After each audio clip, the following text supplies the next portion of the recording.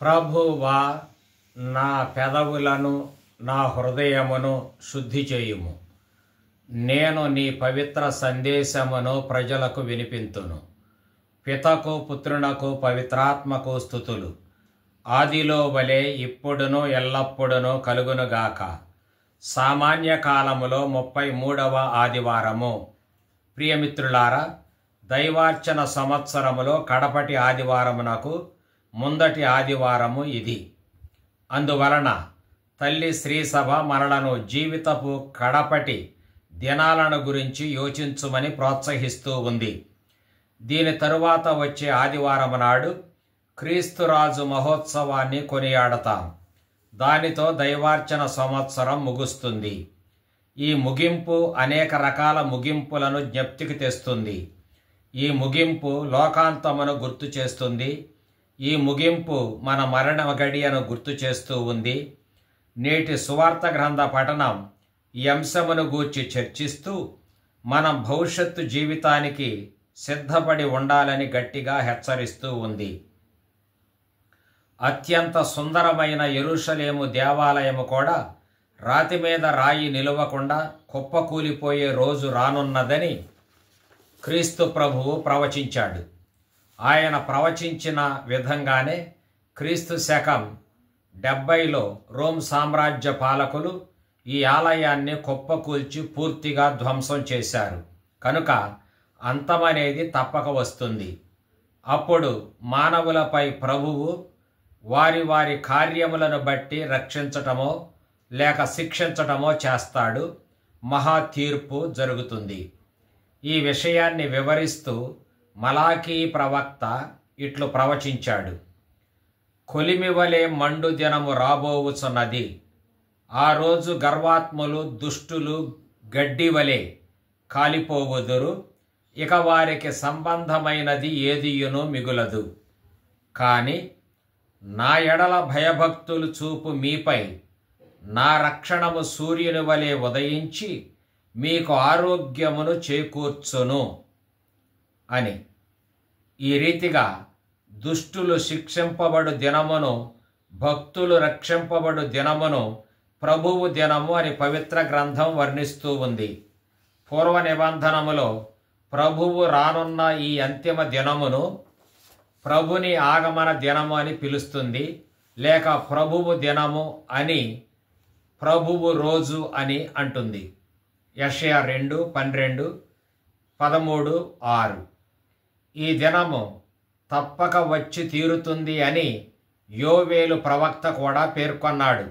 ప్రభువు రోజు సమీపించినది, అతడు నాశనము కొనివచ్చు దినము ఆసన్నమైనది అని వెల్లడించాడు. యోవేలు 1:15. ప్రభువు తీర్పు తీర్చు దినము దగ్గర పడినది అని జఫనియా ప్రవక్త సూటిగా చెప్పాడు.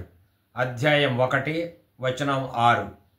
దీనినే ప్రభువు మహాదినము అని కూడా ఈ కడపటి తీర్పు దినమును వర్ణించాడు జఫనియా ప్రవక్త. అధ్యాయం 1:7. ప్రభువు రోజు త్వరలోనే వచ్చునుగాన యోధా ప్రజలారా మీరు గడగడ వణకుడు అని యోవేలు ప్రవక్త ప్రజలను అప్రమత్తం చేశాడు. యోవేలు 2:1. ప్రభువు తీర్పు తీర్చు దినము ఆసన్నమైనది. అప్పుడు శత్రువులు యెరూషలేమును కొల్లగొట్టుదురు. మీ కన్నుల ఎదుటనే ఆ కొల్ల సొమ్మును పంచుకొందురని జకరియా ప్రవక్త కూడా వెల్లడించాడు. అధ్యాయం 14:1. జకరియా ప్రవక్త ప్రజలను మేల్కొలుపుతూ ఈ తీర్పు దినం తప్పక వచ్చి తీరుతుంది అని నొక్కి చెప్పాడు. ఈ విధంగా ప్రభువు వస్తాడు, మానవులందరిపై తీర్పు తీరుస్తాడు. పూర్వ నిబంధనపు ప్రజలు ఈ ప్రభువు రోజును తమకు దీవెనకరమైన దినంగా భావించారు. అది వారి రక్షణ దినముగాను, తమకు శుభమును సమకూర్చి మనస్సులను ఉల్లాసంతో నింపేవిగాను భావించారు. కానీ ప్రవక్తలు మాత్రం ఆ మహాదినమును నాశనము కొనివచ్చు దినముగాను, భయంకరమైన రోజుగాను, ప్రజలను గడగడ వణికించు సమయముగాను, ఆనాడు ప్రభువు ధర్మాత్ములను, ఉన్నత పదవిలో ఉన్నవారిని, అహంకారులను అణగద్రొక్కును అనియు ప్రవక్తలు వెల్లడించారు. ఆ మహాదినము సర్వశక్తుని నుండి ప్రళయమును కొనివచ్చునని కూడా యెషయా ప్రవక్త ఎలుగెత్తి చాటాడు. యెషయా 13:6. అంతేకాదు, ప్రభువు రోజు వచ్చుచున్నది, అది అతని కోపమును రౌద్రమును కొనివచ్చు క్రూర దినము, అది నేలను ఎడారి చేయును, పాపులను కోకటి వేర్లతో పెకలించి వేయును అని కూడా యెషయా ప్రవక్త ప్రభువు రాకడను అభివర్ణించాడు. యెషయా 13:9. ఇక ఈరోజు మలాకీ ప్రవచనం కూడా 2 అంశాలను చాలా స్పష్టంగా వెల్లడించింది. 1, సర్వశక్తిమంతుడైన ప్రభువు వస్తాడు, గర్వాత్ముల్ని, దుష్టుల్ని నిశితంగా శిక్షిస్తాడు, తిరుగులేని శిక్షను విధిస్తాడు అని. 2, భయభక్తులు చూపు ప్రజలను ఆయన రక్షిస్తాడు అని. అయితే ఆ ప్రభుని మహాదినము కొలిమి వలె మండు దినముగా ఉండును అని కూడా తెలియజేశాడు. మలాకి 4:1. దీనిని మహా తీర్పు దినంగా వివరించాడు. అనగా ఆనాడు గర్వాత్ములందరికీ, అవినీతితో అన్యాయమునకు పాల్పడు దుష్టులందరికీ శిక్షా దినంగా ఉంటుంది. అగ్నికొండములో వారు కూలిపోతారు. ఆ రోజున గర్వాత్ములందరి దుస్థితి ఎలా ఉంటుందంటే, ఎండిన గడ్డి వలె వారు మంటల్లో కాలి మసైపోతారు. కానీ దేవుని ఎడల భయభక్తులు చూపు ప్రజలపై నీతి సూర్యుడు ప్రకాశిస్తాడు. మలాకి 4:2a. ఈ నీతి సూర్యుని తీవ్రమైన వేడిమియే దుష్టులను మార్చివేస్తుంది. కానీ ఈ నీతి సూర్యుని కాంతి భక్తి గల వారికి శాంతిదాయక చల్లదనమును అనుగ్రహిస్తుంది, వారిని శాంతి సంతోషాలతో నింపుతుంది. కనుక ఇదే తీర్పు మనపై కూడా నిర్వహింపబడుతుంది. మేమే నీతిమంతులమని చెప్పుకొనే గర్వాత్ములం మనమైతే, నీతి న్యాయాలు పాటించని మూర్ఖులం మనమైతే మనకు నాశనం తప్ప రక్షణం కలుగదు. కానీ దేవుని ఎదుట భయభక్తులు కలిగి నీతి న్యాయాలకు కట్టుబడి సోదర ప్రేమతో జీవించే వారము మనమైతే, ప్రభువు మనకు రక్షణమును గొప్ప బహుమతిగా ఇస్తాడు. మనలను పరలోక ఆనందముతో నింపివేస్తాడు. శాంతి సమాధానాలు మనకు ప్రసాదిస్తాడు. ఇది కేవలం పూర్వవేద కాలపు ప్రవక్తలు చెప్పిన ప్రవచనం మాత్రమే కాదు. లోక ప్రజల రక్షణ నిమిత్తం తన రక్తమును ధారపోసిన యేసుక్రీస్తు కూడా ఇదే సందేశమును వినిపించాడు. ఒకనాడు క్రీస్తు ప్రభువు తన శిష్యులతో యెరూషలేము వైపునకు వెళుతూ ఉన్నాడు. అప్పుడు కొందరు ప్రజలు మహావైభవముగా శోభిల్లుతున్న యెరూషలేము దేవాలయాన్ని చూచి మురిసిపోయారు. వారి మనసులలో ఉన్న భావాన్ని యేసుక్రీస్తు ఎదుట వెల్లడించారు. చక్కని రాళ్లతోనూ దేవునికి అర్పించిన విలువైన వస్తువుల అలంకరణతోనూ ఎంత వైభవంగా మెరిసిపోతుందో ఆ ఆలయం చూడండి అని అన్నారు. ఆలయపు బాహ్యాలంకారాలను చూచి ఎంతో మురిసిపోతున్న ప్రజలను ఉద్దేశించి ప్రభువు అసలు వాస్తవాన్ని ఇట్లు వెల్లడించాడు. ఎంతో సుందరమైన ఈ కట్టడమును మీరు చూచుచున్నారు కదా, ఇది మీ కంటికి చాలా ఇంపుగా కనిపిస్తుంది కదా. దీని బాహ్య అలంకారాన్ని చూచి మీరు ముగ్ధులైపోతున్నారు కదా. కానీ ఇచ్చట రాతిపై రాయి నిలువని కాలము వస్తుంది, ఇదంతా నాశనం చేయబడుతుంది అని ప్రభువు ప్రవచించాడు. లోక 21:5-7 వరకు. ఇప్పుడు కొంత వివరణం. ఈ మందిరాన్ని మొదట సొలొమోను రాజు క్రీస్తు పూర్వం 950లో నిర్మించాడు. క్రీస్తు పూర్వం 586లో బాబిలోనియా రాజు అయిన నెబుకద్నెజరు యూదులపై దండెత్తి వారిని ఓడించి యెరూషలేము దేవాలయాన్ని ధ్వంసం చేశాడు. యూదుల్ని ప్రవాసంలోకి తీసుకొని పోయాడు. ప్రవాసానంతరం క్రీస్తు పూర్వం 515లో యూదులు దానిని పునర్నిర్మించారు. క్రీస్తు శకం 63 వరకు హేరోదు రాజు ఆ ఆలయపు అభివృద్ధిని నివారించలేదు. కానీ క్రీస్తు శకం 70లో రోమియులు ఆ ఆలయాన్ని నేలమట్టం చేశారు. క్రీస్తు చెప్పిన ప్రవచనం నెరవేరింది. యూదుల తిరుగుబాటుకు ప్రతీకార చర్యగా రోమియులు యెరూషలేము దేవాలయాన్ని నిర్మూలించారు. యెరూషలేము నగరాన్ని కైవసం చేసుకొన్నారు. ఇశ్రాయేలు ప్రజల్లో దైవభక్తి సన్నగిల్లి అహంకారం అధికమయ్యి దేవుని వాక్కులను, సూచనలను, హెచ్చరికలను అలక్ష్యం చేసి పాపానికి వడిగట్టినప్పుడల్లా దేవుడు వారిని ప్రవక్తల ద్వారా హెచ్చరిస్తూనే వచ్చాడు. వారు దేవుణ్ణి అగౌరవపరచే విధంగా దైవాజ్ఞలను ఉల్లంఘించటం వలన పాపం పండినప్పుడు దేవుడు దేవాలయం కూడా ధ్వంసం కానుంది అని కూడా పూర్వపు ప్రవక్తల ద్వారా చెప్పించాడు. ఇది చాలా భయంకరమైన ప్రవచనం. ఎందుకంటే దేవాలయం అనేది యూదుల భక్తి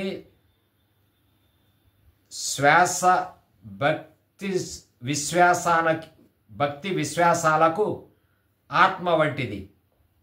అనగా భయభక్తులు లేని ప్రజల వలన, దుష్టుల వలన, అహంకారుల వలన దేవాలయం తన ప్రాముఖ్యాన్ని కోల్పోతుంది. అది జరిగినప్పుడు ప్రజలు, ప్రభువులు, వారి రాజ్యాలు, భవంతులు అన్నీ ధ్వంసం చేయబడతాయి. మానవుల ప్రాణాలకు కూడా రక్షణ ఉండదు. కావున దేవుని ఎడల భయభక్తులు కలిగిన విశ్వాసులు సజ్జనులుగా జీవించాలి.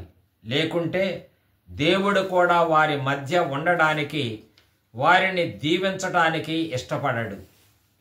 ప్రజల పాపం పండినప్పుడు ప్రజలే ప్రభువును తమ నుండి దూరం చేసుకుంటూ నాశనాన్ని కొని తెచ్చుకుంటూ ఉంటారు.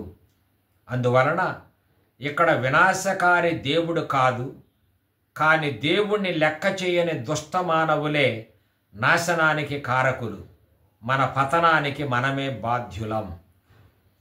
ఈ ఆలయ పతనం ఏనాడు జరుగుతుంది అని ప్రజలు అడిగారు. ఆ రోజును గుర్తించటానికి కొండ గుర్తులేమిటి అని కూడా ప్రశ్నించారు. కానీ ప్రభువు వారి ప్రశ్నలకు బదులు పలుకలేదు. వారికి కొన్ని సూచనలను, హెచ్చరికలను మాత్రము ఇచ్చాడు. లోకాంతం వచ్చిందని చాలామంది మీతో అంటారు. చాలామంది నా పేరిట వచ్చి సమయం వచ్చేసింది, నేనే ఆయనను అని కూడా చెబుతారు. వారిని నమ్మకండి, అప్రమత్తంగా ఉండండి అని ప్రభువు వారికి సూచించాడు. అనగా లోకాంతం వచ్చేసింది అని బోధించే తప్పుడు బోధకుల బారి నుండి, అట్టి మోసకారుల నుండి ప్రభువు మనలను ఇతర ప్రజలను రక్షించదలచి అట్లు పలికాడు. అట్టి బోధలు చేసేవారంతా తప్పుడు ప్రవక్తలని కూడా తేటతెల్లం చేశాడు. ఆ తరువాత క్రీస్తు యుద్ధాలను, భూకంపాలను, కరవు కాటకాలను, తెగుళ్లను, తదితర రోగాలను గూర్చి హెచ్చరించాడు. హెచ్చరించి ఇవి కూడా లోకాంతానికి సూచకాలు కావు అని అన్నాడు. ఆ పిమ్మట క్రీస్తు విశ్వాసులు ఎదుర్కొనవలసిన హింసలను గూర్చి ప్రస్తావించాడు. ఎందుకంటే తొలి క్రైస్తవులు హింసలను అనుభవిస్తూ లోకాంతం వచ్చేసింది అని అనుకునేవారు. ప్రభుని మహాదినం త్వరలో రానుంది అని తలంచేవారు. క్రీస్తు పునరాగమనం వెనువెంటనే రాబోతుంది అని క్రీస్తు ప్రభుని పరూజియా అనగా రెండవ రాకడ కొరకు వారు ఎదురుతెన్నులు చూసేవారు. కానీ క్రీస్తు ప్రభువు క్రైస్తవుల హింసలకు వేరొక అర్థమును చెప్పాడు. హింసలు అనేవి విశ్వాసులు నాకు సాక్ష్యం చెప్పే కాలం అని వివరించాడు ప్రభువు. హింసలప్పుడే మీరు నా ఎడల మీ విశ్వాసాన్ని నిరూపించుకోగలుగుతారు. అందువలన అదే విశ్వాసాన్ని నిరూపించుకునే తరుణం నాకు సాక్ష్యం పలికే సమయం అని హింసల పరమార్థాన్ని వెల్లడించాడు ప్రభువు. కనుకనే క్రీస్తు వారితో, మీరు కంగు తినకండి, అది మీరు సాక్షులుగా ఉండవలసిన సమయం అని గ్రహించండి. నా నిమిత్తం మిమ్ములను అందరూ ద్వేషిస్తారు, మీ తల వెంట్రుక కూడా ఓడదు. మీ సహనము వలన మీరు మీ ప్రాణాలను దక్కించుకొందురు అని అభయమిచ్చాడు. లోక 21:17-19 వరకు. కనుక విధ్వంసం అనేది క్రైస్తవులు హింసలకు గురి అయినప్పుడు సంభవించదు, కానీ క్రీస్తు విశ్వాసులు నీతి న్యాయాలు కోల్పోయినప్పుడు విధ్వంసం సంభవిస్తుంది. వారు దేవుణ్ణి కొలిచే దేవాలయాలు కూడా అమంగళమయ్యేది అప్పుడే. కావున మనం భయపడవలసినది క్రీస్తు నిమిత్తం భరించవలసిన హింసలకు కాదు, క్రీస్తు నిమిత్తం మనం ఎదుర్కొనవలసిన తిరస్కారానికి కాదు, కానీ క్రీస్తును తిరస్కరించి జీవించటానికి మనం భయపడాలి. మన దేవునికి నచ్చని దుష్టక్రియలు చేయటానికి మనం భయపడాలి. నీతి నియమాలు లేని భక్తిహీనమైన విధానాలకు మనము వెరవాలి. అప్పుడు మన ప్రభువు చెప్పినట్లు మనం ప్రభువు మీద దృఢ నమ్మకంతో జీవిస్తే ఒక్క తల వెంట్రుక కూడా నేల కూలదు. క్రీస్తు పేరిట మనం చేసే మంచి సేవలను చూచి ప్రభువంటే గిట్టని వారు మనలను ద్వేషిస్తారు, చిన్నచూపు చూస్తారు, ఈసడించుకుంటారు, మనలను నీచంగా చూస్తారు. కానీ అది మన దోషం కాదు, కానీ వారి ద్వేషం, వారి దోషం అది. కానీ ఇవన్నీ చూచి మనం ప్రభువు నుండి వేరు కాకూడదు. పాపము నుండి మనం వేరు కావాలి. పుణ్యం కట్టుకుంటూ జీవిస్తూ ఉండాలి. క్రీస్తు చూపిన కనికరాన్ని మనం ప్రచారం చేయాలి. న్యాయబద్ధమైన మార్గంలో మనం పయనించాలి. దేవుని యందు దృఢ విశ్వాసాన్ని నిలుపుకోవాలి. సత్యాన్నే మనం అనుసరిస్తూ ఉండాలి. నేనే సత్యం అన్న క్రీస్తునే మనం ఆరాధించాలి. ఆ మార్గములోనే మనం ఆయనకు సాక్షులుగా నిలవాలి. మన భక్తి జీవితంలో కేవలం మనకు ఆటంకంగాను హింసకులుగాను ఉండేది కేవలం మన విరోధులు మాత్రమే కాదు, మన సొంత ఇంటివారు, స్నేహితులు, రక్త సంబంధులు, సొంత ప్రియులు కావచ్చును. ఇలాంటి వారి వద్ద కూడా మనం అప్రమత్తంగా ఉండాలి. వీరిచ్చే సలహాలు, సహకారాలు మనలను భక్తిహీనులుగా మార్చే ప్రమాదం ఉంది. ఉదాహరణకు, ఆదామును శోధించి పాపములోనికి లాగింది సాతాను మాటలు నమ్మిన అతని సొంత భార్యయే కదా. బలవంతుడైన సంసోను శక్తి రహస్యమును మోసకరంగా రాబట్టినది అతనిని వరించినట్లుగా నటించిన డెలీలాయే కదా. సొంత అన్న అసూయయే కదా ఆబేలు ప్రాణాలను బలిగొన్నది. నీవు శ్రమలు అనుభవించడానికి వీలు లేదు అని నివారించ ప్రయత్నించినది క్రీస్తు సొంత శిష్యుడైన పేతురు కాదా. క్రీస్తును 30 నాణెములకు అమ్మివేసిన వాడు ఆయన 12 శిష్యులలో ఒకడైన ఇస్కారియోతు యోధా కాడా. అందుకే ప్రభువు మనలను జాగరూకులై ఉండుడని మేల్కొలుపుతూ ఉన్నాడు. మనవారే మనకు ఎందుకు కీడు చేస్తుంటారు అనే ప్రశ్న రావచ్చును. ఎందుకంటే కొందరికి ఈ లోకమే సమస్తం. ఇక్కడి సుఖభోగాలు, అసూయ ద్వేషాలు, మోసాలు మహాసంపదగా వారు భావిస్తారు. వాటిని విరివిగా వాడుకుంటూ ఉంటారు. ఇతరులకు వ్యతిరేకంగా వారు మోసకరంగానే జీవిస్తారు. ఇలాంటి వారికి దేవుని విషయాల మీద ఆసక్తి గల వారంటే గిట్టదు. ఎందుకంటే మంచివారు చేసే భక్తి కార్యాలు దుష్టుల మనస్సాక్షికి ప్రశ్నార్థకంగా ఉంటాయి. అందుకే వారు సజ్జనుల సాంగత్యమును సహించరు. ఈ లోకం మీద వ్యామోహం పెంచుకొనిన వారు అన్నీ కూడబెట్టుకొని, అనగా ఇల్లు, వాకిలి, పొలము, బుట్ర, ఆస్తిపాస్తులు సమకూర్చుకొని, నా ప్రాణమా నీకు అనేక సంవత్సరములకు సరిపడి గొప్ప సంపదలు ఉన్నవి. సుఖముగా ఉండుము, తినుము, త్రాగుము, ఆనందింపుము అని తమలో తాము చెప్పుకొందురు. లోకా 12:19. కానీ క్రీస్తు వీరిని అవివేకులు, స్వార్థపరులైన వెర్రి మొఖాలు అని పిలిచాడు. ఇవన్నీ గ్రహించి మనం మన అంతిమ దినానికి భక్తితో సిద్ధపడి ఉండటం మన నీతి నిజాయితీలకు నిదర్శనం. లోకాంతం వరకు మనం బ్రతకం. మనం ఊపిరి వదిలేసిన రోజే మన లోకాంతం. కావున మనం అనుదినం మన పనిని సక్రమంగా నిర్వహిస్తూ భక్తిగా జీవిస్తూ ఉంటే మన అంతిమ దినం ఆనందదాయకమైన రోజు అవుతుంది. మనం శిక్షింపబడక రక్షింపబడతాం. మరణించినా మనం క్రీస్తు ద్వారా జీవిస్తూనే ఉంటాం. కావున నేటి మాట ఇది: తీర్పు దినము కొరకు ఓర్పుతో ఉండుము. భక్తి గలవాని ముక్తిదాత ప్రభువే. ఈ ధ్యానములో పాల్గొనిన భక్తులందరినీ సర్వశక్తిమంతుడైన సర్వేశ్వరుడు పిత, పుత్ర, పవిత్రాత్మ దండిగా మెండుగా దీవించి కాచి కాపాడునుగాక. ఆమెన్.